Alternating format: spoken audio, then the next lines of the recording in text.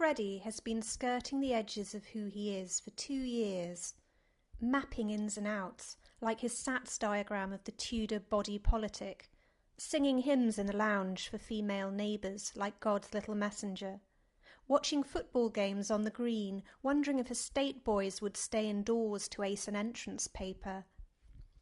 Today he surveys the 5 foot 8 inches of himself, cassock airing Calvin Klein Christmas pants, rough itching, his vow, "Dad, I'll be a chorister and have the start you didn't." When he thinks of girls, he is a Church of England clown.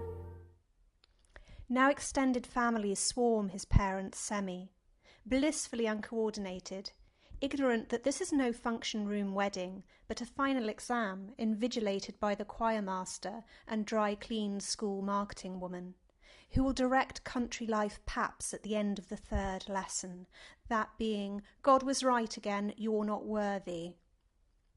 Auntie Jean is singing how smart he looks. Cousin Jen whispers, "You're a human shuttlecock, Freddy." Stature, or lack thereof, sometimes mattered to Fred, but joining the line of saintly probationers, 4th from the end, formed a lump in his throat no gory trumpet angels or badass lectern eagles could unwedge. Processing around the golden nucleus into choir stalls, Fred is not so much self-conscious as minuscule under heat of the cathedral's oily Renaissance, Baroque-screened, Victorian-pewed tentacles. "Ah, Magnificat," booms the organ. His vocal cords know what to do, face opening to start, open, close, piping prayers upward, ribcage flexed, sharing exquisite cacophonies with dutiful relatives and those employed by the college. Gargoyles seem less attentive this year, their ogling full of black humour.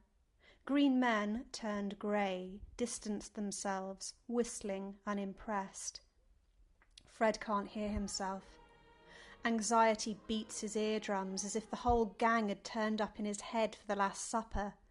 Numbskulls, his dad would call them. They're already inside you, turning all your bits like clockwork. Fred's voice begins the second-to-last phrase prematurely. Fang, the choirmaster, twitches. Something spoiled his white-frocked washing line of sexless perfection. Some little thing called Fred.